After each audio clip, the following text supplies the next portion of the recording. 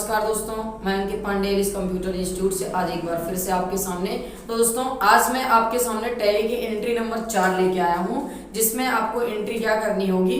ये एंट्री आपके सामने मैं एक एंट्री लिखूंगा, उसको आपको देखने के बाद समझनी है। प्लीज वीडियो को लाइक करें और जो है वीडियो कंटिन्यूसली देखते रहे, तभी आपको समझ में आएगा एंट्री नंबर 4 क्या है। अगर आपके सामने ऐसी एंट्री आती है तो आप उसका सॉल्यूशन कैसे निकालोगे, इस वीडियो को देखने के बाद आपका सारा कंफ्यूजन क्लियर हो जाएगा। आज मैं कुछ एक्सपेंसेस की एंट्री के बारे में बताऊंगा। जो कंपनी के एक्सपेंसेस होते हैं वो कैसे होते हैं और किस तरह से होते हैं, एक्सपेंस के तरीके क्या होते हैं, जो कि दो तरह से होते हैं, डायरेक्ट एंड इनडायरेक्ट। उन एक्सपेंसेस के बारे में मैं जानूंगा। एंट्री नंबर 4 मैं आपके सामने एक रख रहा हूं, जिसे आप इजिली अपने कंप्यूटर पे भी कर सकते हो। वो एंट्री मैंने दिया कि मिस्टर एलिस ने, क्योंकि आपको पता है कि कंपनी एलिस के नाम से चल रही, मिस्टर एलिस ने, यहाँ पे बोला गया एंट्री क्या है, मिस्टर एलिस ने नगद रूम रेंट दिया, या मिस्टर एलिस ने रूम रेंट दिया 2500 रुपए, इन्होंने कैश में दिया। एलिस ने नगद रूम रेंट दिया 2500 रुपए। ये 2500 रुपए उन्होंने रूम रेंट, कमरे का किराया दिया। ये रेंट क्या हो गया, एक तरह से एक्सपेंस हो गया। रूम रेंट एक्सपेंस भी आप इसे कह सकते हो।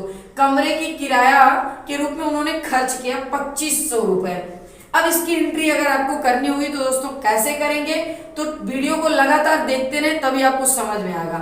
ये एंट्री मैं स्टार्ट कर रहा हूं। टैली को स्टार्ट करने के बाद आपको गेटवे ऑफ टैली से आना है।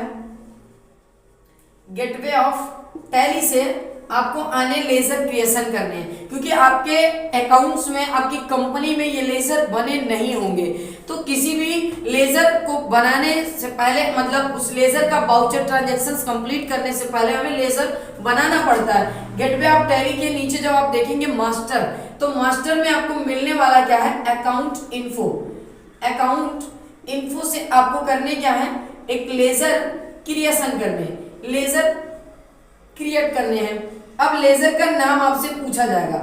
लेजर का नाम आपको क्या करना है, आपने क्या दिया, मिस्टर एलिस ने क्या दिया, रूम रेंट एक्सपेंस दिया, रूम रेंट एक्सपेंस। अब रूम रेंट एक्सपेंस, इसके अंडर को आपको चुनने हैं। तो दोस्तों अब अंडर का मतलब ये ग्रुप जो डिफाइन कराने हैं आपको, इसलिए आप समझ नहीं पाते हो कि अंडर में क्या होता है। अक्सर आपका कंफ्यूजन आके यहीं पे टिक जाता है, इसी में आप समझ नहीं पाते हो। लेजर तो इजिली आप समझ जाते हो, लेकिन उसके अंडर नहीं समझ पाते हो कि अंडर में क्या होता है, क्योंकि अंडर जो होते हैं प्राइमरी एंड सेकेंडरी ग्रुप जो है टैली में, मैं आगे की वीडियो में बताऊंगा, जिसमें बैंक अकाउंट हो गया, कैपिटल अकाउंट हो गया, तो किसी में फिक्स्ड एसेट, किसी में करंट एसेट, किसी में कैपिटल अकाउंट, किसी में जो है direct expense, indirect expense, direct income, indirect expense, ऐसे सन्डी क्रेडिटर, सन्डी डेबिटर, ऐसे तमाम अंडर्स आपको मिलते हैं। उस लिस्ट में आप समझ नहीं पाते हो कौन सा होगा, तो इजिली आपको मैं एक ट्रिक बता रहा हूं, जो आपका इसको जानने के बाद कभी नहीं कंफ्यूजन, आपका सारा कंफ्यूजन एक क्लियर हो जाएगा एक्सपेंसेस की एंट्री को करने में। जब नेम में आपको एक्सपेंस आए, जहां आपका खर्च हो रहा है, अगर नेम में आपको एक्सपेंस दिख रहा है तो यहां से तुरंत आप समझ जाइए ऐसी एंट्री आपकी पेमेंट वाउचर में जाएगी। पहला क्लियरेशन आपका क्या हो गया, अगर नेम में आपको एक्सपेंस दिख रहा है तो ये टैली की एंट्री जो होगी वो वाउचर पेमेंट में जाएगी, क्योंकि आपको बताया गया था जो भी हमारे कैश के रूप में, मतलब जो भी तुरंत सर्विस के बाद तुरंत हम उसका खर्च कर देते हैं, मतलब आप कह सकते हो नकदी भुगतान संबंधी एंट्री पेमेंट वाउचर में करते हैं आप, चाहे वो बाय कैश हो, बाय गूगल पे, बाय फोन पे, बाय पेटीएम, बाय चेक, कुछ भी हो, आपकी एक्सपेंस की एंट्री जो होती है वो पेमेंट वाउचर में जाएगी। पहला ट्रिक आपका ये काम करना चाहिए। दूसरा आपको ये ध्यान में रखना है, जब नेम में एक्सपेंस आए तो अंडर में एक्सपेंस आपको इसी वीडियो में आगे मिलेगा। मैंने एक्सपेंस के बारे में बताया, वहां पे डायरेक्ट और इनडायरेक्ट एक्सपेंस, वीडियो को लगातार देखते रहिए, एक्सपेंस के बारे में आप तभी जान पाएंगे। तो एक्सपेंस दो तरह से होते हैं, direct expense and indirect expense, इसी वीडियो में आपको आगे मिलने वाला है। अब डायरेक्ट एक्सपेंस, इनडायरेक्ट एक्सपेंस क्या, कब हम दोनों में से कौन सा सिलेक्शन करते हैं, जब आप वीडियो को आगे देखेंगे समझ में आ जाएगा। तो यहाँ फाइनली हम चुनेंगे इनडायरेक्ट एक्सपेंस, क्योंकि मैंने वीडियो में बताया है कि जहां पर जब कंपनी के 99% जो एक्सपेंसेस होते हैं वो इनडायरेक्ट में आते हैं। कंपनी ज्यादातर खर्चे तभी करती है जो पहले सुविधा ले लेती है, लाभ ले लेती है। अब आप भी देखिए, उत्पाद के बाद किया गया खर्च होता है जो वो इनडायरेक्ट एक्सपेंस में होता है। तो यहाँ आपको चुनने क्या है, सिलेक्ट क्या करने हैं, इनडायरेक्ट एक्सपेंस करने हैं, क्योंकि रूम रेंट जो होता है वो इनडायरेक्ट होता है। कमरे का किराया हम तब देते हैं जब 1 महीने पहले रहते हैं, 1 महीने कमरे में रह के उसकी सुविधा लेते हैं, फिर हम कमरे का किराया देते हैं। तो यहाँ पे हम लेजर के अंडर में क्या चुनेंगे, इनडायरेक्ट एक्सपेंस चुनेंगे। तो इजिली मैंने लेजर क्लियर कर लिया। एक्सेप्ट करने के बाद हमें स्कैप बटन से बाहर आने हैं। ये स्कैप बटन दबा के मैं बाहर आऊंगा, गेटवे ऑफ टैली पे दोबारा हमें आने हैं। तो जहां हमें मिलेंगे अकाउंटिंग वाउचर। अकाउंटिंग वाउचर में अभी हमने आपको बताया जब एक्सपेंस की एंट्री होती है तो पेमेंट वाउचर में जाएगी। यहाँ हम वाउचर जो यूज करने वाले हैं वो हमारा पेमेंट वाउचर आएगा। अब पेमेंट वाउचर आपको ये भी बताया गया जो डेबिट टू कैश होता है। पेमेंट वाउचर में डेबिटर होता है पहले, तो डेबिट टू कैश जिसमें आप डीआर पहले करोगे।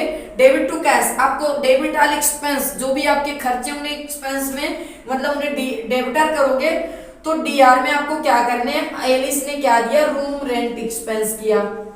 रूम रेंट के रूप में उन्होंने एक्सपेंस किया। कितना किया वो आपको अमाउंट यहाँ पे डाल देने 2500 रुपए। यहाँ अब आपको सीआर करने हैं। उन्होंने एक्सपेंस कैसे किया, बाय गूगल पे, फोन पे, पेटीएम, चेकबुक कैसे दिया उन्होंने, वो आपको पेमेंट मेथड डालने। पेमेंट मोड उनका था क्या, नगद दिया उन्होंने, कैश में दिया। नगद दिया तो आपको कैश कर देना है और ये आपने यहाँ पे अमाउंट डाला, देन एक्सेप्ट कर देने हैं। टैली की जो वीडियोस आप देख रहे हो उसी में हमें जानने हैं डायरेक्ट एक्सपेंस और इनडायरेक्ट एक्सपेंस क्या होते हैं। एक्सपेंस का मतलब खर्च होता है। अगर देखा जाए तो सबसे पहले हम जान लेते हैं एक्सपेंस के बारे में। एक्सपेंस क्या होते हैं, खर्च। खर्च का मतलब क्या होता है। अब कोई पूछे एक्सपेंस किसे कहते हैं तो हमें इस वीडियो को देखने के बाद इजीली आप किसी को बता सकते हो कि एक्सपेंस क्या होते हैं, एक्सपेंस कैसे होते हैं। अब एक्सपेंस ये आप जानिए, एक्सपेंस क्या होते हैं। खर्च। खर्च खर्च का मतलब क्या होता है, जो गुड्स एंड सर्विस के बदले अदा किया जाए। कोई भी आप मार्केट से कोई भी एसेट ले रहे हो, कोई भी संपत्ति खरीद रहे हो, कोई गुड्स खरीद रहे हो, कहीं सर्विस कोई ले रहे हो, तो उसके बदले जो आप अदा करते हो ना वही होता है एक्सपेंस। मतलब एसेट गुड्स के बदले जो अदा किया जाए। जैसे आपने कुछ जो है मार्केट से एसेट खरीद लिया, कंप्यूटर खरीद लिया, या फिर आपने रूम रेंट दे दिया, कमरे का किराया दे दिया, डिपॉजिट दे दिया, ये सब आपके एक्सपेंस होते हैं। मोबाइल रिचार्ज करा लिया, कुछ मतलब कोई भी सामान आप ऑफिस इक्विपमेंट खरीद लिया, ये सब आपके क्या होते हैं, एक्सपेंस होते हैं। एक्सपेंस में आप ये भी कह सकते हो कंपनी के रेवेन्यू को बढ़ाने के लिए किया गया खर्च। कंपनी के रेवेन्यू को बढ़ाने के लिए किया गया खर्च एक्सपेंस कहलाता है।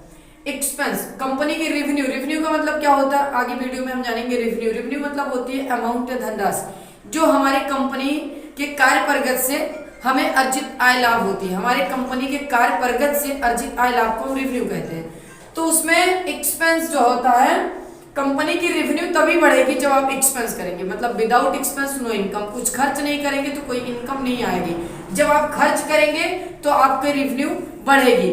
तो मतलब कुछ पाने के लिए कुछ खर्च करना पड़ता है। उसके लिए आपको क्या करने हैं, डायरेक्ट और इनडायरेक्ट एक्सपेंस जो होते हैं वो दो तरह से होते हैं, direct expense and indirect expense. Direct expense क्या होते हैं, ऐसे खर्च जो उत्पाद से पहले हो, मतलब जिसमें पहले हमें खर्च करने पड़े फिर उसका लाभ हमें मिले।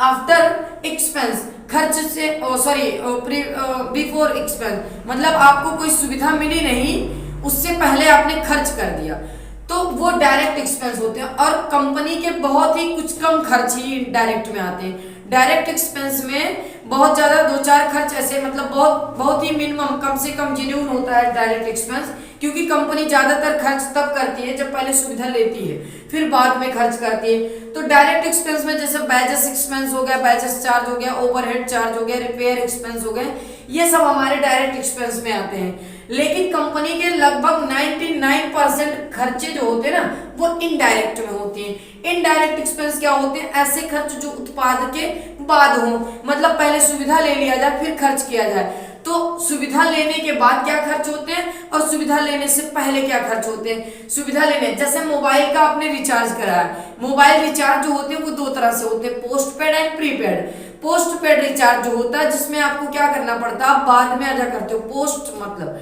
जैसे आपने मोबाइल में पहले सर्विस आप ले रहे होंगे, बातें करते हैं आप, इंटरनेट यूज करते हैं, मैसेजेस यूज करते हैं, इन सब का होने के बाद जब आपका महीनों बाद ना बिल आता है, बिलिंग, तो बिल आने के बाद आप उसका खर्चा देते हो, जो भी बिल आया रहता है उसका चार्ज आप तब अदा करते हो। तो वो क्या हो गया, आपने सर्विस लिया फिर अदा किया। वही आपका प्रीपेड रिचार्ज होता है। प्रीपेड रिचार्ज मतलब जो पहले अदा कराते हैं, आपने कोई रिचार्ज मतलब पेमेंट दिया, मोबाइल आपका रिचार्ज हुआ, फिर आप 1 महीने की सर्विस पाते हो, 3 महीने की सर्विस पाते हो, तो आपने पहले खर्च किया, वो डायरेक्ट एक्सपेंस होते हैं। तो हमने आपको बताया कंपनी के 99% जो खर्चे होते हैं, एक्सपेंसेस होते हैं, वो आते हैं इनडायरेक्ट में। इनडायरेक्ट एक्सपेंस के अंतर्गत क्या क्या खर्चे हमारे आते हैं, जैसे आपने रूम रेंट दिया, कमरे का किराया दे दिया, सैलरी हो गया, या फिर आपके लेबर्टी हो गए, या फिर आपके लाइट बिल हो गए, ये सब खर्चे आपके क्या होते हैं, इनडायरेक्ट एक्सपेंस में आते हैं। अप्रत्यक्ष खर्च जिसे कहा जाता है, जो कि सर्विस और सेवा के बाद अदा किए जाते हैं। तो फाइनली इस वीडियो में हमने जाना direct expense and indirect expense में डिफाइन किया हमने कि दोनों में क्या अंतर होता है और एक्सपेंस क्या होते हैं, ये हमने जाना।